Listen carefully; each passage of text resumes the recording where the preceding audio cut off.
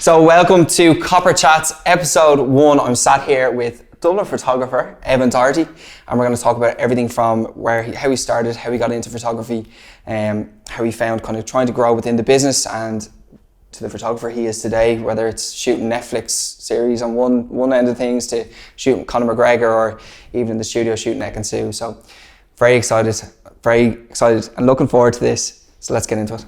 So Evan, welcome to the studio. Thanks, looks great. Yeah, well, a lot of it's based on your studio. The white boxes look familiar. I was going to say, it looks like my studio, but organised, fucking a lot better than mine. A little bit cleaner. Yeah, it looks great, yeah, fair for complete. Thank you very much. But I wanted to start off anyway with kind of how you got into photography. So obviously I know you years. Yeah. I know you, Jesus, must be what, 20 years now? I'd say so, yeah, easily. How old are you now? 27. Yeah, 20 years. Yeah, I know your family, Nikki. Yeah. Shout out to Nikki. She'd slaughter us otherwise. Years, yeah. I remember you shot my sister's, she's turning 16 now in December. You shot her, was it her Christening. Baptism or something? Christening, yeah. Yeah, I mean, at that stage then, I think I just, so she's 16, is she? 15 now. She's turning 16 in December. Yeah, so I guess it probably would have been about 15 years ago, yeah. At that stage now, I would have been probably still working, I'd say, maybe in Irish Ferries. I bought a camera, a Canon, I think it was 350D at the time. Yeah. Which was, I think it's funny when you talk back about like at that time, because I mean, there's been such a huge jump in technology since those years, you know. So it was 350D Canon, and the Canon was, at that stage, they were going for the consumer market. That was the first, I think, or one of the first definitely consumer cameras, as opposed to like the usual professional cameras they had. So it was the cheaper end of things, but I think it was still like, I think I paid $2,000 or something for our 1600 or something along the lines of that for a digital SLR, you know. And I think, Nikki or someone, or your mum asked me to take up the photos. Sure, I didn't know what I was doing then. But it's gas to think that we now have Ruby's christening photos shot by Evan Doherty. Oh, jeez, mad. Sell them in a few years. Yeah. But another thing that I was going to ask you, because we had a conversation then about college and stuff like that, and you know, you did go to college for photography, didn't you? Yeah, well, the start of photography for me was just shooting on a 35mm camera that my mum bought me, like a point and shoot thing, like I think she bought it in Spain for like a $5 or something, which you could stick 35mm film into it, and there's just a flash on it and a snap. So I used to snap sort of graffiti stuff is what I used to take pictures of around Dublin, because that's what we used to do, spray paint illegally and take photos of it, and then take photos of other people's artwork. And I used to have a website back then. I was very techie now in my early days. I'd love to see that website. Yeah, it was actually decent. That was 1999, that website was there, and it was just Irish graffiti. And there used to be a couple of other lads who had websites at the time. It was just Irish graffiti stuff. I'd take the photos, bring them down to the chemist, get them developed. I think it was whatever, £6 or something. They give you an extra roll. Every time you got one developed, they'd give you a free roll. You'd scan each photo on and you'd fucking put it up. It'd take days to get it done. So, and I mean, there was no skill to it. I was just standing back and snapping, or there was a flash going off, and most of the shots you get back. I mean, I think it's still the same for people today shooting 35mm. They don't know what they're getting, you know. No. So yeah, that's kind of, I guess, how we started photography. But I never thought it was going to be something to do in the future as a job, you know. And then I would have worked for Irish Ferries for a few years, had a few different jobs over the years. Irish Ferries, that was probably, everyone slags me and says, it's the only job you ever had, Irish Ferries, but I worked cooking on the boats, Irish Ferries at the time. Would have been good money, so that's why I bought the SLR then. I was like, sure. I think I'd bought another Fujifilm camera at that stage, and then I bought the 350D, and I think within a year or two of buying it, then we were made redundant, and I just I went on then and did a course. Yeah. Someone's mom, one of the lads, Malloy's, who we're talking about, their mom worked in Marino doing a PLC course. Obviously I did terrible in my leaving cert, so it's no prospects of college for me anyway. So I did the PLC. I didn't actually want to do it, and she said, just do it. And I said, I'll do it next year. And she'd rang me the next day and said, you have an interview tomorrow, put some sort of portfolio together. So I'd stuck photos in of, I think there was a picture of like a rainbow I took or something out the window. Like it was just whatever. I'd no I'd no experience in taking photos. Probably Ruby's christening photos are probably in there. You know what I mean? It was just I stuck a few pics in, and obviously they were going to let me in anyway because Mary worked there at the time. So I got in. I did a PLC course in Marino College. I think they still have a photo of me hanging up there, and it is the bogiest looking thing. Like it's blown up when you come into the place. I'll go in and have a look and try and stick that in the people do go in and have a look. I get it sent to me I have to email them and say, here, take that photo down. But that was the start of anyway. I went and I did the course there and learned the basics, basically just how to use the camera or whatever. It was a real basic course. Like it started off when we got there. The day we got there, there was like 30 of us. By the end of the course, there was probably 5 or 6 of us left in the class. And during that period of time, there was a lad, Dean, in my class. I can't remember his second name. Dean, and he had assisted another photographer, Kip Carroll, on a fashion shoot. And he was like, oh, check this out. The shoot I was doing yesterday, and he was showing me like the pictures he took like behind the scenes. And I could see like I think there was a set build and the hair and makeup and obviously the styling and all the elements that went into it then. And because I was a mad arty kid, like I said, I was doing like graffiti and drawing and all that kind of stuff. So it was a way, I guess, for me then going, oh, I can actually create something instead of looking all the time for something. I can actually, create something or make up a scene or a moment myself. So I went and I got on to Barry McCall then, sent him an email and just said, here, look, if you're ever looking for anyone to assist on photo shoots, I'd love to assist you. And Barry obviously was top of his game. I think within the first week there was, of a system, there was U2 and ads for Gillette, ads for Miller, ads for Brown Thomas and Awer, all these brands. I think he was doing everything at the time, like literally in Bond Street. It was only new, and I didn't learn much about photography in there, but I definitely learned about just kind of, I guess, talking to people really and dealing with clients and just dealing with people, and then kind of realising everybody's just the same. Like, probably when you came into me, it was the same thing. Like you just realise everyone's just, everyone's a bit of a spoofer, and everyone's just, you know what I mean? There is. And everyone has their skill as well. And so I learned a lot on Barry's, and then I went and did a degree course. I got into IDT, which was really hard at the time to get into. I think it was like 800 applicants, and I think 30 of us got in. And I did that for about 2 years. I spent most of the time there in the darkroom, just printing, getting my skill up. I was mad into just printing in the darkroom every day. I just left then. I was getting offered bits and bobs. I was always, because I came from a job where there was, Irish Ferries, where I was probably getting like 50 odd grand a year at a very young age, to getting nothing and having no fucking money.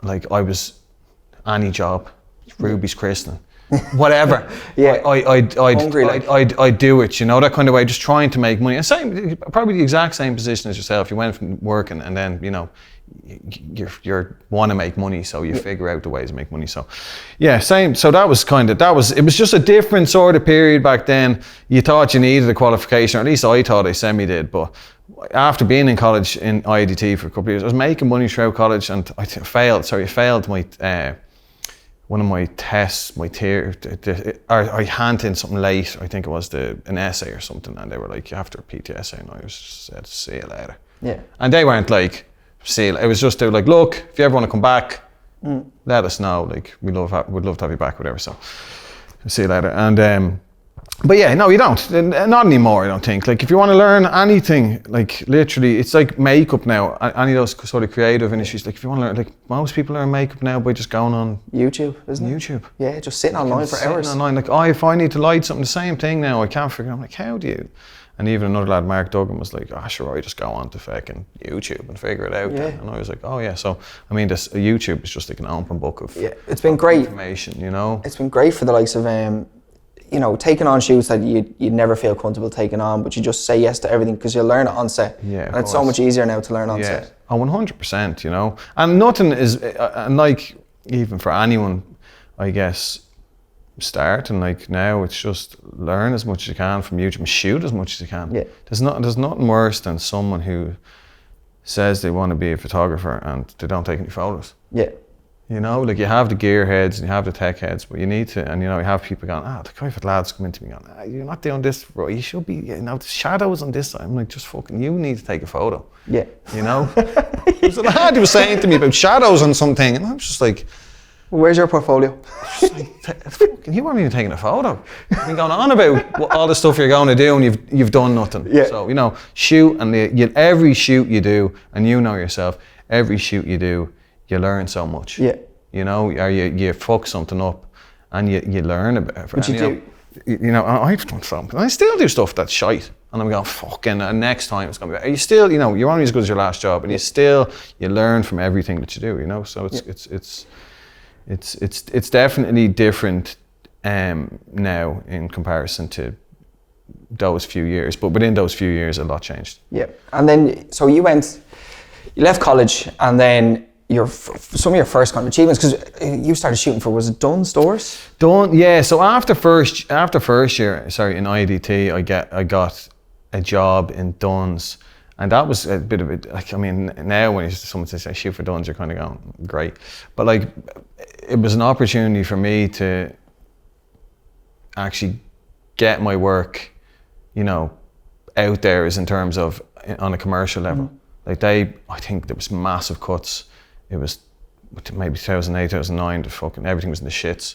They'd cut all the people. Like Barry, who I was doing assistant, he would have done all the stuff before I was doing the stuff. Yeah. So I was coming in after him and just winging it. I bought 2 Ellen Chrome 400s, I think I did. The DR4s? 4s, yeah. They used to go on fire now, and I shooting with them. Shots so much. There's no fans in them or anything. You were using them for years. Yeah, sure I wasn't using them. Sure, I still use them. You still have them in the studio, don't you? No, they're gone now. Are they gone now? I don't know, I could bin those. Oh no, sure, I went through so many of them. Yeah. They used to be handy. If one of them went, I think they were cheap enough. They were like, I think probably, in terms of lighting, they were like, I think €250 or something to buy them each, you know, which was nothing. But like, I mean, there's a reason that they were so cheap. They were so cheap, yeah, because I know, you know, if you're firing off with the lads, like the overheating light comes on, it doesn't let you shoot or whatever. So, but yeah, I bought myself a set of them. I actually just said to my mom, "Here, give me the money, will you?" Because I was coming from college, no fucking money. Yeah. I got the social welfare when I was going back to college, because I obviously made redundant, got social welfare, got that for a year throughout college. That fucking helped me greatly, 100 and whatever it was, €60 at the time. And then once I finished college, I went for a back to work allowance, which gave me for the studio for the year, like, was like 100 and whatever it was, €100 a month or something they give you. Like, Jesus fucking Christ. I mean, I was trying to just keep the studio up and keep. So when did you get the studio? So I got the studio 10 years ago this year. Yeah. Yeah, so it was 10 years ago. I was in the studio. So it wasn't really a business until I got the studio. Yeah. I was pissing around. But I guess, I mean, it's not like it wasn't a business. I guess it's probably a similar story to yourself. You're kind of, you know. You can make until you know, you make that decision to go, you know, I've known you for how many years, but you've been in and out with me over the last fucking 5 or 6, 7 years, learning bits and going and doing and going, 15, fuck this, and then going and doing a job and then eventually doing this still while you're doing your other jobs, and then eventually going, right, I can fucking make this work, you know. So at the time, it was a different sort of time, I think, in terms of social media, like Bebo, I think I was putting the Dunn's photos up on, like, and people go, Jesus, you can fucking make it was your other half. But there was nobody there was no, like, the photographers at that time were older people. Like, there were older lads, everyone in the game was older, experienced lads who would have shot. So even when I started doing stuff, even though I was 27 or 26, 27, it was still, like, I was still considered young in the game at the time. Like, I was still considered very young. And Facebook, I was like, I know it's gas now, but like, Facebook for me was 100% how I created an audience. Like, I used to be like the king of Facebook. I'd be putting up stuff that would go viral, like posts and stuff, just to be like, there weren't even photography stuff, just putting up bits and bobs and all these kind of stupid fucking things that would go up, and I'd have a massive sort of audience on Facebook. So that's kind of how I grew the business, was through Facebook. And then people commenting on your stuff. It's the same on Instagram now. People commenting, gives you a bit of confidence. You go, oh yeah, fucking this is maybe I can do this, you know. Yeah. So I had looked for a space. I was in Alfie's with Janan and Niall at the time, and they'd let me use upstairs. Yeah. For about 6 months, I'd say. They were like, I was doing their menus for them, taking pictures of burgers and fucking the whole bleeding. Not sure you did it as well yourself. All that sort of stuff for them. And then I think they got so busy in there, then they opened up the next floor, and then they opened up the next floor. So I was like, I think, you know, I was like, you need to just get your own fucking space, just get something. So at the time, 2012, it would have been, you know, there was a lot of, Georgia Street was a dead fucking street. There was nothing on it. You had the George, you had the Globe, and one charity shop, and everything was just derelict. Which is crazy to fucking believe now, because it's so developed popping off, you know. So I got a top floor, which everyone fucking knows I'm still there. Top floor in Georgia Street, for fucking next to nothing at the time. It was fucking, I think my dole was nearly paying the fucking thing off. Jesus. That I was getting, you know. And then I was just getting bits and bobs of work here and there, and then, you know, eventually, you know, I think even network and going out and all that kind of stuff, you know, that kind of. You did enough of that. I did enough of that. No, actually, the first few times I went out, I didn't drink. It was like not drinking. Then should that fuck come in the fridge and say, come down. That went up in the air, but it worked anyway. Because you were taking photos out in rights and everything at that stage, weren't you? Yeah. I did right fine.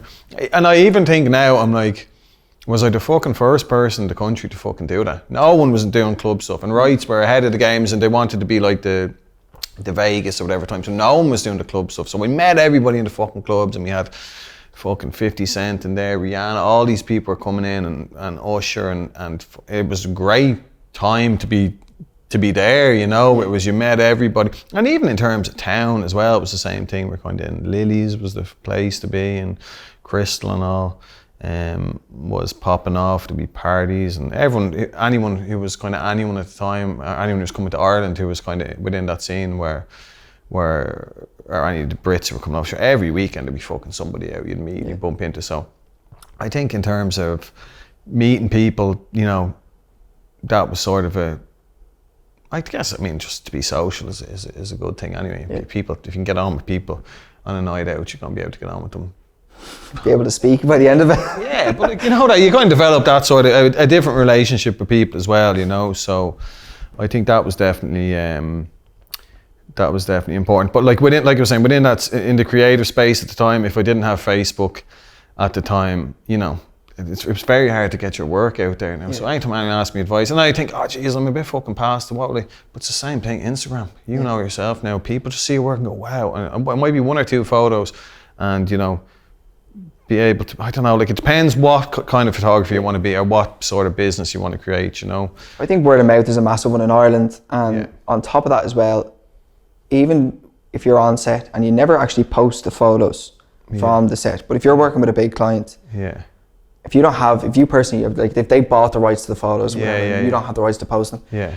Even just posting that you're on set with this client can make such an impact. People will be like, oh my God, you see who that person's shooting with, and then it trickles down then, and it definitely feeds into the jobs. But I know for some of those bigger jobs, what were some of your kind of big achievements at the very start of your career? I think, like, in terms of achievements, I don't really know achievements, but just getting my foot in the door with clients and being able to kind of be able to work within that space of like a commercial space of, you know, a fashion brand's able to approach it and you can say, oh, that's easy, I can do it, I know to like that, I know to do this. And having to sort of have that comfortable relationship with people where you're able to put people at ease, I think is important. Just being able to speak to people. I definitely think just being able to speak to people gets you very far in this business, and you know yourself. Yeah.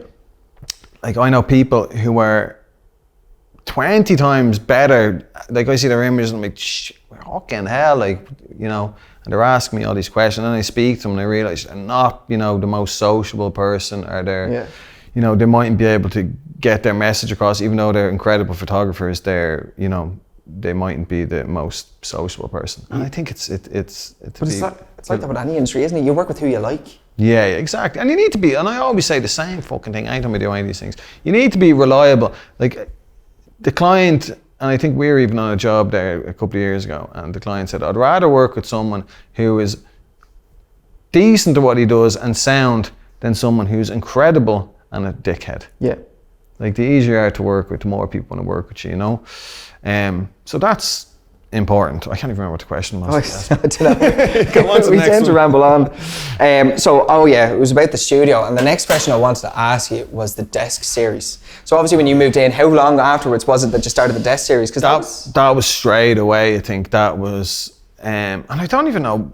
I you know what? And people used to argue about it at the start because it was such a big thing at the time. And I guess at the time, you can show a couple of desk pictures somewhere in the fucking yoke.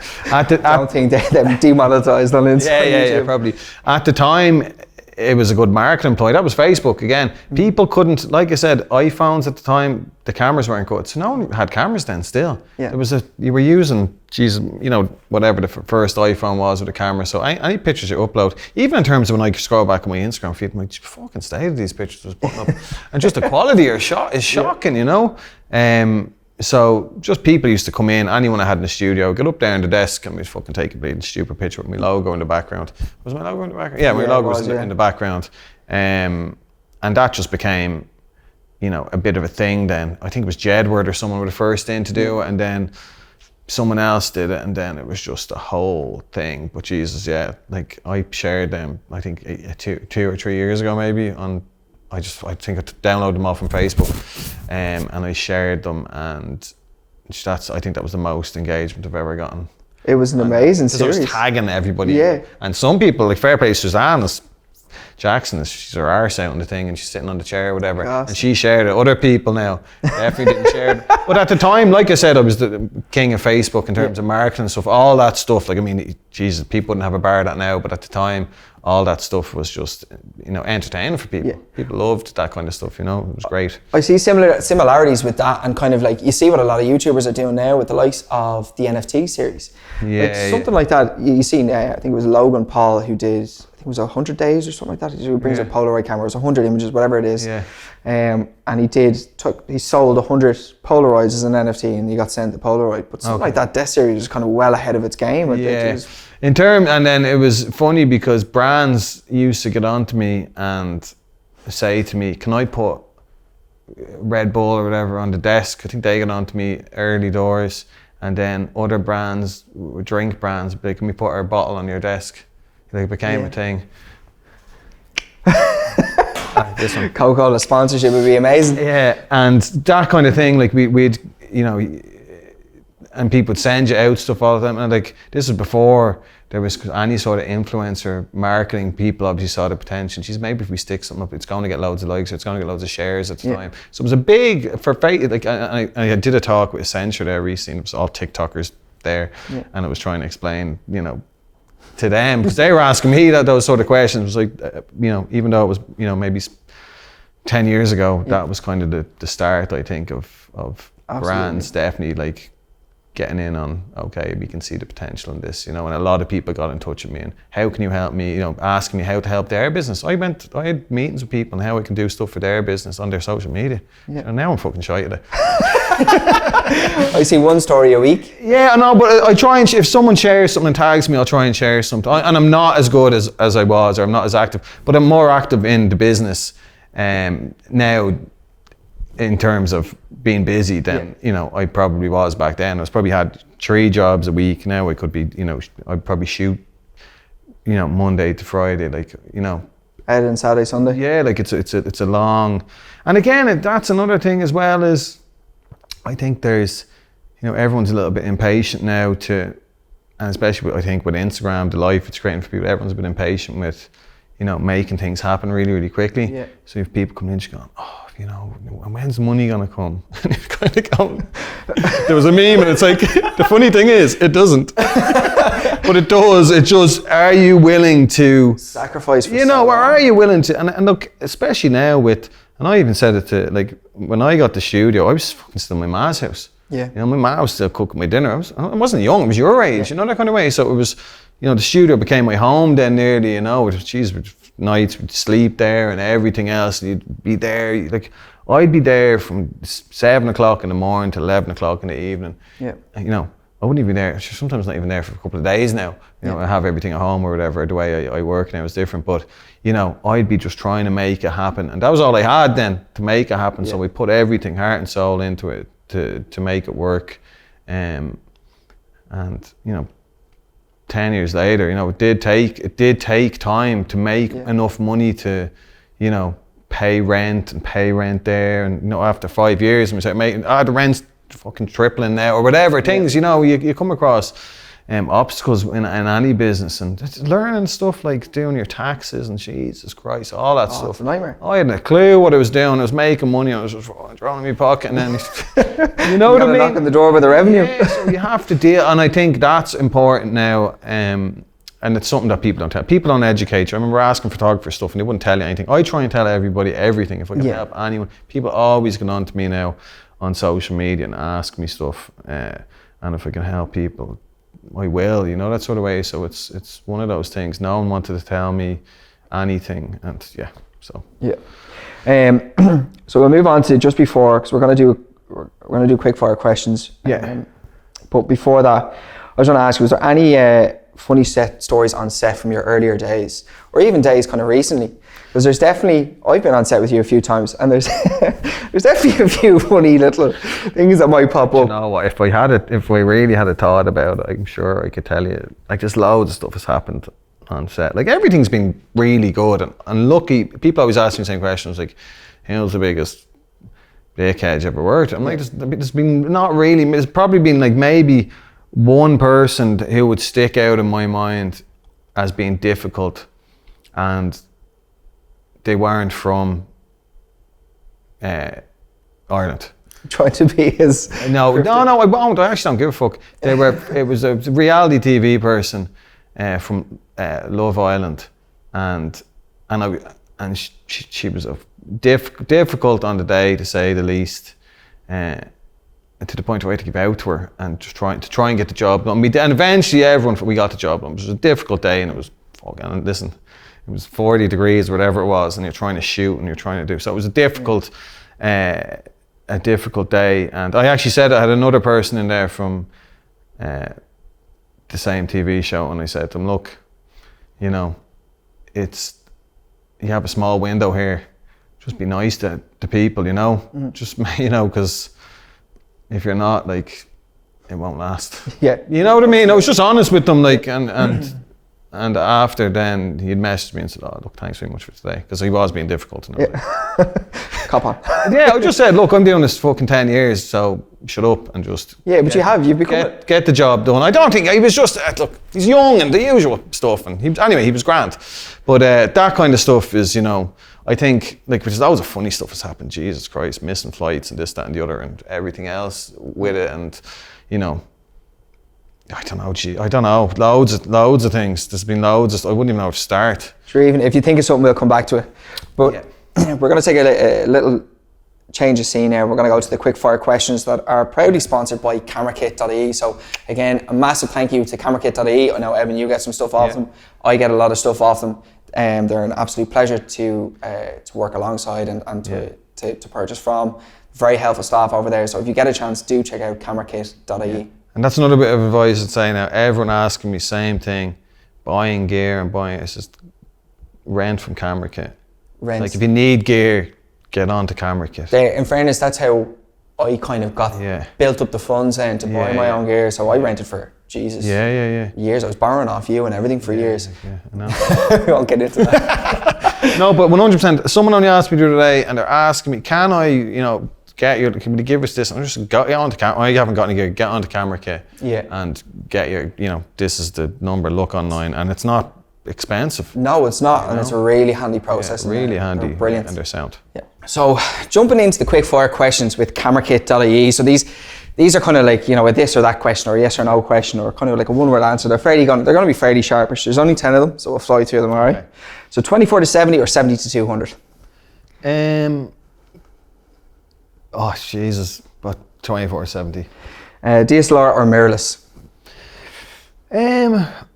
I'm enjoying. See, these can't be quick for it. I feel like this, like 70-100 and 24-70. If you're me already, I fucking love the both of them. Yeah. But 24-70 is just, you've just got that range as well. DSLR or mirrorless? I think mirrorless is just the way forward now. Yeah. Fashion or beauty? Fashion for me. Yeah. Print or digital? I think there's still something beautiful in print. It's just, but obviously it's a fucking dying breed. But and also the quality of print is, I find people are getting cheaper on the print. It's getting worse. So, it's obviously all going to be digital soon. You know. Film or digital photography? Film or digital photography? I mean, like digital. You know, film photography. I shot for the people go, you just shoot film. I'm like, yeah, I fucking did for years. Yeah, sick of it. You know, no, but I did for years, and I love the process, and I love you take your time with film. You have your X amount of shots. Like I did it for years. Like it's like, don't try and school me on it. Like I fucking shot. You were even there when we shot that series for Life magazine. Yeah. All on film. The process, it's fucking. You have to take your time, get the person that you have there. You know, it is a no. That was a terrible. Like that was a terrible idea. Because for any day that I should have just shot all digital was probably that day. It was like chaotic, but it turned out beautifully. And every image, I didn't use any of the digital images. Every image I used was shot on film. But shooting, I loved medium format, and I loved it for the quality. Yeah, that's what I loved about it. But you know, you're getting that quality now. Yeah, you know, it was always about that large format quality, and I mean. Jesus, you see the Leaf cameras and the Hasselblad, and I'll probably pick something up like that myself soon. But like, you know, it was always the quality for me, you know. So, flash or continuous lighting? I think I'm getting more into continuous lighting now. Flash, I think, obviously works for beauty and stuff for a lot of things, but I do enjoy a bit of both. I mean, flash obviously is what I use most times. But I, you know, if I could pick between this, probably say flash. But like, whatever the job is, you know, sometimes continue. Like yesterday, just use natural light and continuous light, you know. So, studio or location? Location. I love the studio, and I love using other people's studios, and you know, everyone gets to have a bit of a buzz, and there's you know, everyone's together and chatting and everything like that. And locations just can be a little bit more difficult in terms of setup and everything. But I think location, when we get to do good locations, I think every location in Ireland is done to death now. But yeah, location for me. Lightroom or COPRCHATS? Well, I mean, it's funny because anytime I mention Lightroom now, people are like, you said you fucking Lightroom, you fucking idiot. So, COPRCHATS, I'm only after you fucking said it to me in terms of turnaround and selection, all that stuff. So I need to figure out COPRCHATS because I feel like I'm an old man. I'm fucking new horse. We'll get you up to speed soon enough. So if you could have anyone in the world take your headshot, who would it be? Anyone would take my headshot? Jesus Christ. Let me, jeez, fucking, I know Bailey, David Bailey. Yeah? Yeah, Bailey. All his headshots are iconic. Savage. Yeah. And then one thing or one person or one brand you'd love to shoot with. So like kind of your goal, like, or your dream. One person or one brand I'd love to shoot with. Which is a good question. Yeah. We go back. Is that the last question? Yeah. Yeah. Fuck. I mean, it's such a quick fire question. One person I'd love to shoot. I mean, there's fucking probably loads of people. But who would it be? Oh jeez, I don't know. I don't want to say anyone because I'll just say someone stupid and fucking regret it. I'll come back to you. I'll write it in the comments below. That's it. You'll have to subscribe now to find out. So that was the end of the quickfire questions with CameraKit.ie. Again, thank you so much for sponsoring that section, and do check them out at CameraKit.ie. So the next segment I wanted to include in the podcast was an Instagram deep dive. I took definitely inspiration of First We Feast Hot One series, where they go through someone's Instagram. Oh, yeah. But there's a bit of a spin on this one. So not only are we going to talk about kind of the context of the photo, we're also going to talk about like if it's to do with a particular image or how you lit it and stuff like that, if you can remember. So I have a selection of images. We're going to pick the best three. Okay. So that's the only ones you're going to see, the best three. What you think is the best three? What I think is the best three from, kind of knowledge and stuff like that. So I'm going to start off a little bit further back. So this is from 29th of May, 2015.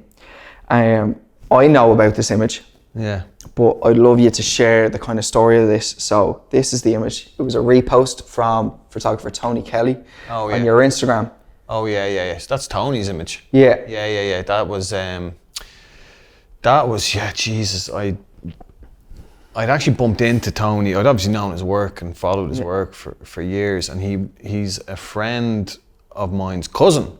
Oh, handy. So he always used to say, so Sean Kelly lives across the road from me, and Sean used to say, oh, my cousin's a photographer, look, I should see his work, and I was like, holy shit, like he's obviously incredible. Yeah.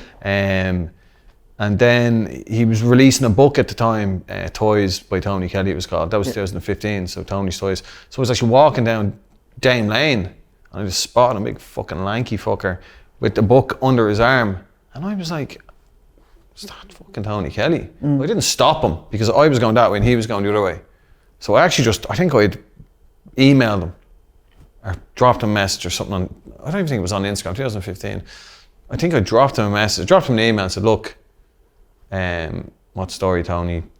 Because I'd emailed him before, sorry, we chatted before, and I said, look, I think I passed you by in the street earlier. If you're knocking around town, you know, I'd love you to pop in, have a studio, and you know, if you're working, let me know if I can help you. And you know, obviously, I'd fucking love to see how he works, you know. So he wrote back to me straight away, going, "Where are you? I'm in the Central Hotel upstairs in the library bar." And I said, "I'm in the studio if you want to come in." "Where are you?" "I'm around the corner." She came in to me then. And sat down for an hour and we were fucking chatting. He was like, "I want to do a shoot here. I want to do something here and back for a couple of weeks or a couple of months. I want to do something. I want to bring Irish people into it. I want it to be like fucking real Dublin shoot. All the mad fucking bastards and fucking the whole lot in it, you know." So it was. So anyway, I was like, "I'll help you. Like, I'm free next week on these days, and let's do a cast. And if can I use your place? You can use the studio. Do whatever you want. You can go in free reign. You can have it as your studio. I'll just, you know, help you what I can and watch your work." So yeah, basically he had all these ideas to me, kind of back and forth and telling me, I want to do this, I want to do that, and this, I want a horse, and I want this, and I want pigeons, and I want all this stuff. And he was saying, and he had everything, we were taping everything to the back wall of the studio where the backdrops are, we're taping ideas and pictures and all sorts of stuff to the wall, like it was like something you see in a fucking crime movie. With all these pictures up on the wall. Wine coming between them and all. Yeah, I swear to God it was like that. And he said to me, "Oh geez, if we were in LA now, I'll get 10 elephants like that if we made a quick phone call." You know what I mean? Because you're in LA, you know? Yeah. So he was like, it's funny, like it was gas. So there was, and actually, you know Carl as well. Yeah. Carl was just in with me, I think. That week, I think he'd come in to me and ask me, "Oh, can I assist you?" And so Carl was on a BMX at the time. Right. And he was fucking cycling around, getting us this, getting us that, ring this person over. So we're trying to basically produce the whole shoot, you know, within a few days and then shoot it, you know. So yeah, we casted it in the studio, put out a casting to the agencies, and everyone came in. So I knew half the people were coming in anyway, you know. And everyone came in. He was making them act. He was like shouting at them, "Yeah, fucking," like he was, you know, giving it socks and go on, give it, shout back at me and give me, you know, all this kind of stuff. So we had them all acting out and all. It was just hilarious watching all the Irish lads doing it, you know. So yeah, this is what we need, and this is, you know, what we're going to do. And so like we need an ice cream van, we need I think it was a Ford Fiesta, some sort of sporty thing. Old school, Old school Fiesta, and a chipper, and I want a horse coming into the chipper and all this stuff. So we went up to Fusco's on, not Thomas Street, what's it called? Not Francis Street. In Liberties, up to Fusco's. And asked him, "Can we do a photo shoot here?" And he's, your man in there is sound. He was just like, "Oh yeah, when do you want to do it? We'll do it this day." And then the next thing, a horse, we need to get a horse. So I think a couple of days before, there was a video of a horse in Ladbrokes in somewhere in town. And I think maybe 3 or 4 days there, I was in a taxi and I'd seen some lad with a horse going up the street. And I said to the taxi driver, "Pull over," and I asked this fella, "Can I get his details?" Just on a horse, had a little cart up in the horse, up around Dublin 8 somewhere again. Yeah, grand. He just said, "Yeah, no problem." It was as easy as that. Just like, "Yeah, it's grand." So it's Tony, I have the horse, I have, you know, the ice cream van, I have, you know, I was trying to get whatever we could, you know. We got everything. I had, jeez, I don't know, we had, what else? We had pigeons. So me and Tony actually went up to the flats then up the street from me. I don't even know, they are still out there. Up the street around, what was it? Near Cuff Street, maybe the other side of Cuff Street. It could have been further on, and there's a lad there with like a pigeon loft still with all the pigeons, and he came out to us and was like, yeah, come down on whatever day, and I'll get them to fly and I'll do all this stuff. And because, you know, it's funny, and Tony's like a car salesman, like he can speak to anybody and get the best out of everybody, you know, and that was one thing I loved about working with him, you know. And anyway, we had all the elements came together in the end, and we'd have the models picked, and he was like, I'm flying 2 models over, one from UK and the other one from Milan, Brazilian girl, Daniela Freitas was his name, and Harvey was the English fella, I can't remember his name, but you'd know their face, or I knew their faces just from being, you know, globally sort of big models. So it was kind of, you can see even from that image, Harvey's in the middle there looking all sexy and cool in some sort of green Versace shoot, and we've got all the girls, and I think Danielle Freitas is beside, and then we got Joanne and stuff from First Option, and another girl, Alicia, she was only young enough, and then the other girl, I can't remember her name, on the left, that was in Fusco's Chipper. Well, I mean, the other images from Fusco's are gas. You can share them on the screen again as well, with the horse coming in. Like, Tony's just a mad brain, like when he's talking about stuff like, we get the horse coming in, they'll be eating the chipper. And it was just like, he just wanted all these sort of, you know, when you think of Dublin, you know, what's the, you know, the inner city sort of Dublin, like what do you think of? Colourful tracksuits, shell suits, all the old school sort of stuff, you know, a little Fiesta banging around, and, you know, all sorts of stuff. The Fiesta had the cap on and everything, didn't he? Your man had a cap on. He actually became a model after that. I can't remember his name. He's on Instagram, and he was pulled in by Carl. He was one of Carl's skater mates, and Carl said, "Oh, my mate will do it." And Tony was like, "Shave your." He had a little big, small little moustache, a Ronnie kind of thing. Ronnie, and Tony was like, "Shave that off, and I'll get you." And that guy is like, he's like an international model now after this job. That's mental. Yeah, he was the guy in, I think, in the car, or one of the lads in the car, and he became that's what he's traveling around the world now modeling since that day. So he became a model. But anyway, it was the whole thing of getting, you know, and Roz was in it. We were in Kyo's, was it Kyo's? Upstairs in Kyo's, and drinking and scoring each other in the corner and all that kind of stuff. It was great. So it was just it was for a Ramp Style magazine, it was called. It was a German magazine, and Tony used to shoot this sort of editorial for them every year. But he just shot that with a flash, with a Canon flash on top of it. Because it's... And you're looking at it going, it was straight off the camera, you're like, that is, all you're using is one flash. So that made me realise as well, working with him as well, and he'd obviously, Tony's like a larger than life character in more ways than one. He's 6'3" or 6'2" or something, big, tall, fucking lanky fella, and he's like, you know, full of like, he's full of energy and he's full of ideas. And even we were shooting that for 3 days, and at no stage did I feel like the energy levels had dropped in any way. He had everyone in the palm of his hand. We had Mary, Mark's mum, used to be downstairs, and she'd be giving out, you know, noise was upstairs. He'd go, Mary, where is she? Downstairs. I'll go down to her. Went down to her, goes, Mary's sewn up for 3 days now. Sorted, not a bother. She's not going to say anything anymore. What did he give her? He'd go down, hug her, and give it all this. He's able to speak to people, give it all this spiel, and fucking, I'll get you a coffee, Mary. No, just buttered Mary up lovely. She loved them, you know.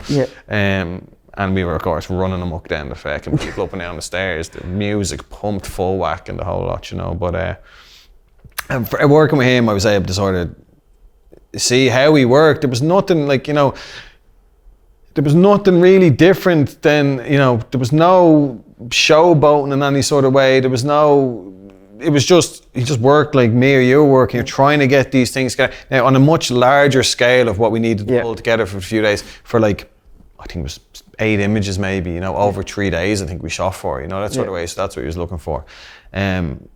So it was just, it was great to work with him then, and I'd worked with him then a few more times. But Tony's great. But Tony was in Afghanistan. He was, you know, he worked for News of the World. He did all these mad jobs. I think he started out in the North Side People, I think, doing football matches. Like, so we started out like anyone. And there's the same thing with Dave LaChapelle, the photographer. Like, I'd met him before, and I'd asked him as well. He had a show in Dublin maybe 10 years ago.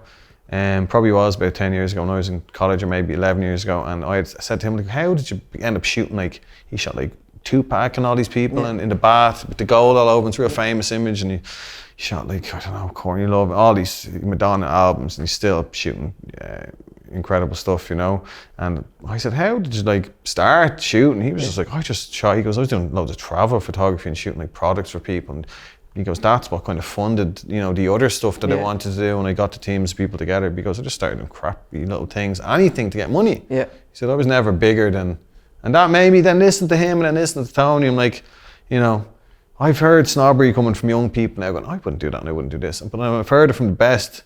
They did what they fucking did to get the job, and they learned so much doing the crap stuff before they got the big stuff. Yeah, because the crap stuff now, in fairness, because you're not enthusiastic about it, I find it challenges you. And if you can motivate yourself to do something you don't want to do, when you're doing something you do want to do, you'll do it 10 times better. 100%. And I mean, you have to, I think you need to be versatile. I mean, look, everybody's different and everyone goes, like, I know people fucking laugh at me, like, I'm like, I'll fucking do that. Yeah. I can do that, no bother. The money's there, I'll do it. Yeah. As a business, there's other people like, no, not my cup of tea, not into. Like, I mean, listen, I'm not saying I do anything. There's loads of things, but like, fucking not doing that. But like, in terms of, running it as a business, I'll fucking, if there's a job I can do and I can do it well and I can do it for you, I'll fucking do it. Absolutely. But like I was saying, there are a lot of people who'll be stuck in the mud not doing certain jobs and they won't have money and they'll pull out of what they're doing. You know? So this image now is from the 29th of May 2016, and I pulled this image because I still find it one of your most striking shoots. I think there was multiple images from this shoot that you've posted over the years, but I remember looking at this image being like, Jesus, that must have been a real complicated setup. And tell me, I don't know this. So this is the parachute shoot from... Someone asked me about this there the other day, and it was probably the creative director would have been Courtney in it. It was her. Courtney Smith. It was her idea. She was just, the parachute was the idea. She's like, well, I'll get shoot with a parachute in it, So it was like, right, grant. So I think we got it online. I think she ordered it. I can't remember. I think on eBay or something, like old parachute, there's fucking holes on the thing. And we didn't know how we were going to, we didn't know, like, obviously we went to some beach with a shipwreck in it. I can't remember the name of the beach, and it's a fucking deadly place to shoot. I'm surprised I've never seen anyone shoot there. I've never seen anyone else shoot there. It's a fucking shipwreck, an hour outside Dublin somewhere. I think I might have tagged. I don't know if I tagged it in the shot. But I'd have to go back on Instagram to find it. But anyway, and it was just a matter of luck some of those days. Yeah. I had a leaf blower. To fill up the parachute? A leaf blower with a petrol size leaf. I don't know who gave it to me, but someone gave me a leaf blower, and that was to fucking get, if we've no wind, get the parachute going. So we flew her in that morning. She came in, she's a Polish girl. We flew her in from the UK, and she'd literally like fucking, she could hardly speak any English, and she'd, I think she probably thought Ireland was in England until she got here. And she was into my apartment. I think we did the hair makeup. Darren Lacken, rest in peace, he was doing the hair, and Nikki Buggs was doing the makeup. So they're like obviously a couple of the best people in the industry at the time. So we drove down, got ready in my apartment, and drove down to the beach with no real plan. We had, the shipwreck is incredible. It's like green and rusted, and it was just that backdrop alone was fucking amazing, and then we had the parachute. The parachute, it was so windy that, like, obviously the fucking thing, we didn't need that leaf blower. I don't even think that leaf blower would have done fucking anything anyway. But the wind was blowing. I remember Nikki Buggs, her fucking finger, she had the thing wrapped around. So she had it wrapped, Darren had it wrapped, Courtney had it wrapped, and the thing was taken off. And Nikki Buggs was like, ah! I remember screaming. I was like, just fucking hold it. So pain is beauty. Yeah, although the image does look so beautiful, and it is a striking image, like, there was pain behind. There was pain behind the image, and we just had a small window of sun and clouds as well. I think a lot of the other images from that shoot, it was cloudy, and it looked a bit murky as well. It looked a bit anyway, the elements came together for that shot, and it definitely, and still I think it's still in the shoot. And someone asked me about it the other day, it's still a standard image.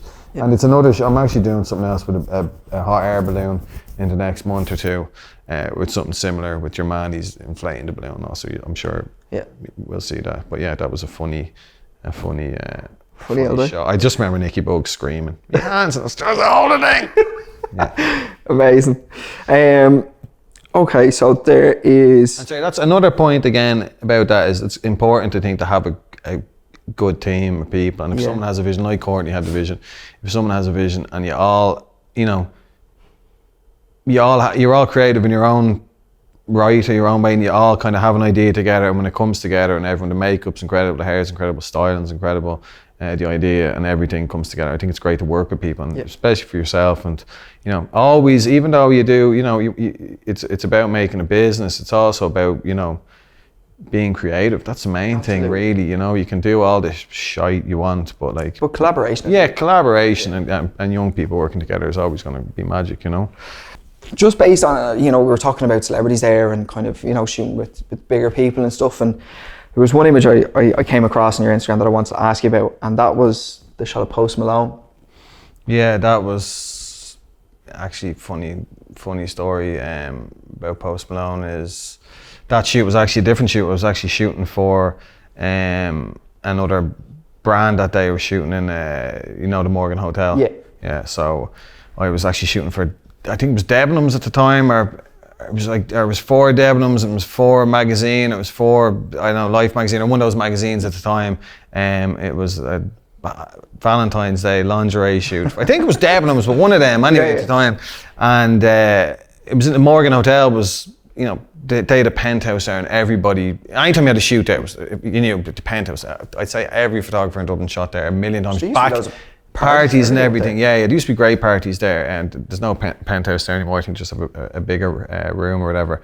But yeah, so I got to the Morgan Hotel, you know, presuming we're shooting in the penthouse, so got the key. I'm a part of the photo shoot. Oh, Grant, there's your key. Got the key, went up in the lift, knocked on the door, and lo and behold, nobody from the photo shoot, Post Malone, answered the door. And I was like, fucking, oh sorry, I thought there was a photo shoot here. He was like, no buddy, no photo shoot here today or whatever. I was like, okay, and fucking, I know who you are.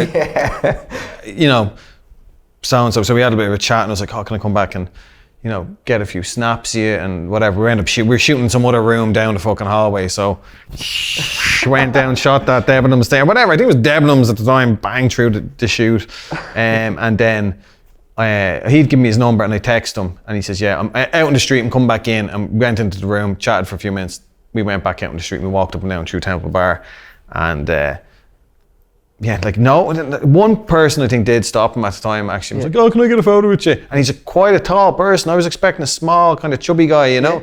And he even said it to me, everyone thinks I'm fucking small and chubby, you know? You see him. Yeah, now people would probably know he's a tall guy, so it was kind of shocking. He's big, long, and you can see from the photos he looks like a young guy. He's you know, even fringe and all. Yeah, his fringe and all, you know, his style has changed obviously over the years, but this was just at that moment before he blew up, you know. And there's another photographer, I can't remember his name, he talks about Mike Skinner, and, you know, shooting him before he blew up. There's this sort of thing that, you know, they know they're going to be famous, and, you know, they're still small enough that they haven't got a big fucking team interfering, getting behind him. So it was cool just to fucking hang out with him and get some shots from him on the street. And then I didn't go to the gig that night for whatever reason, I can't remember. He was playing the Academy, this was just before now. And then, like, I mean, he skyrocketed. The next year he did Longitude, and I mean, he was fucking huge. And then he sold out, headlined, and then he sold out. Then he sold out, I think they did RDS, he then did the whole, his gig on his own, and I'd met him at Longitude, and he was cool, you know, so it was great to get. And like, I think that those things are important, even for you or anyone, you know, if you can spot that trajectory about to happen, you know, and you're interested in them or whatever, and they're interested in people to shoot, like, try and get them in, or try and go to the gigs, or try and make a relationship with these people and shoot them over the years and stuff. Like, again, Fogarty did with McGregor. Yeah, there's definitely went into the gym and took a few pics, and Conor went, right, we're going to Vegas. Happy days, that's what you want. You know what I mean? And that was Dave's love. He was a fighter, you know, that kind of way. So it was great to go in, and so those kind of things, if you get those opportunities, and I mean, it's happening now. There's definitely a few Irish, whether they're musicians or, and there's a few Irish musicians that, or artists that spring to mind. Yeah, and even in that job, like, you know yourself, traveling with the lads, and, you know, that opportunity just to travel and do like travel with the camera and do stuff that you'd never, like the opportunities that you'd never really get. Like if you were working in a corporate job, you might travel and fucking have to do a conference and come back and might have a couple of drinks at night, but you're traveling, you're shooting gigs, or you're traveling and you're shooting celebrities, or traveling and shooting, or whatever it might be doing. You're traveling, you're having fun, you're able to bring your camera, you're able to do everything. Like so. I mean, it definitely beats a 9 to 5, hands down. 100%. So I mean, those opportunities, if you get them, enjoy them. Absolutely. So we're coming up towards the end of the podcast, but there's a couple of things that we just wanted to touch on before we finish up, and it's mostly kind of, I'm at a certain stage now in my career, and these are kind of questions I'd nearly ask myself, and that'd be kind of, shooting for the likes of like the startup brands and stuff, and the kind of brands that are slightly established and stuff like that are brilliant, and you're able to then grow with that brand. But I'm watching you shooting with Amy Connolly over in the UK for a few days at a time, and you're shooting for the likes of Netflix, and there's these massive commercial clients that you look to and like they're dream clients. So how do you go about kind of getting those clients, or do you approach clients? Do clients approach you, or what way does it work when you get to that level? I mean, clients approach me. I never really approached anybody. I mean, in terms of like Amy, obviously your business has grown like ridiculously in the last couple of years, and I know Amy since she's a makeup artist. So we always had a relationship, just as photographer and makeup artist, and shooting together. I mean, Amy's like, I think when I met her, she was like 20 maybe, and she's like, you ask her now and she's, or whatever age she is, she's still in her 20s anyway. And she, and she's doing so great, and I think, geez, but she always had her head on her shoulders, and she was always very focused. Someone like her would inspire me as well. I'm like, Jesus Christ, the work ethic she has, So again, like you, working with people now, or working with the lads, Carpe Omnia, I'm sure. When I met them lads, they came in with a fucking few pairs of jeans, and to me, and you can see the growth in that company now and how big they are. So those things defo happen, where it's just, the relationship. You meet someone, like loads of people you meet, even all the influencers and stuff, I'm sure you'll end up doing, you already are, and continue to grow a relationship with those businesses. But then again, other businesses come in, international clients come into the country, and they're looking for people, and your name would pop up, that sort of way. So, and they'd ask you, and you'd meet them, you'd have a couple of Zoom calls or whatever, and you get on with each other, and you get on with the client. And I think that's, like I said earlier, like, you're able to chop it up with these people and get on. You both have the same ideas, or, you bounce ideas off each other, and, you have a good working relationship together, And that's, I think, and I think another thing as well is people working with agencies, and people always ask me, should I have an agent and stuff? And I'm like, in a way, I guess it does help if you want to get these clients, because international brands do come in, and they would look at, not another agency, or, another commercial agency here, and say, who do we have? Like, who do you have for us to shoot with? So that happens as well. So, could be something down the road. I never did. I never had an agent, but when people ask me now, I can see the benefits in younger people having, it gives them opportunities to maybe work for the bigger brands. But again, showcasing your work is always the best thing, and I also think just doing your own work as well is important. Doing test shoots and all that kind of stuff, I think is important for you as well to do, because you can do all the other shit, all you want, but doing test shoots and being creative and trying things, not everything works out. Sometimes you make fucking beautiful mistakes as well. You try something and it works, and you go, Jesus, I'll do that again. So I think all those things like showcasing work are just so important, you know, and showcasing your own style of work as well. Yeah, because I think that is one massive thing that I've decided to kind of, it's almost like a New Year's resolution halfway through the new year. I'm not saying I'm going to go to the gym, I'm not saying I'm going to stop drinking, because that's not going to happen. But what I have started to do is more test shoots and organise my own shoots, and it's shooting for the style that I want to continue on with, or shooting for the client that I want to continue or on even trying to find a style as well. Like I can be, even Richard Seabrook from Tet Man was like, Jesus, you're fucking like a chameleon. You can do this, and you can do the documentary stuff, and you can do the, you can do the commercial stuff, and you can do the fucking bells and whistles stuff, that sort of way. So, being able to do that is good in one way. It depends. If some people just stick, like Tony said to me, Tony Kelly, he's like, I didn't even know I had a style. He said, I was shooting one day out in Barcelona, and someone said to me, "Oh, I love the style of your work." And he was like, "The style," he was like, "I didn't realize I had a style until someone said it to me." And then I realized, now obviously he knows his style. He fucking works off that style. That's his thing, That's that high contrast. Yeah, high contrast pop. It's like reportage style photography, which is what he did. Like, he took a famous picture of Bono and Liam Gallagher outside Tripod, and they were passing a pill to each other from tongue to tongue. It was a real famous photo. Right. He did it for the Indo. It was like that, and their tongues out, and they're passing a pill or passing something. I think it was a pill or something. Anyway, it was Bono and Liam Gallagher. It was a deadly photo. Unbelievable. Like, he said, "Oh, the other photographers were trying to put the film in the camera," and he was just like, psh, psh, psh, psh, psh, psh. So it was, that would have probably been a big moment for Tony as well. That was a real, like, I remember that image from being a kid. It was a real famous image. So, yeah, having your own style and showcasing your own style of work, or just your own work.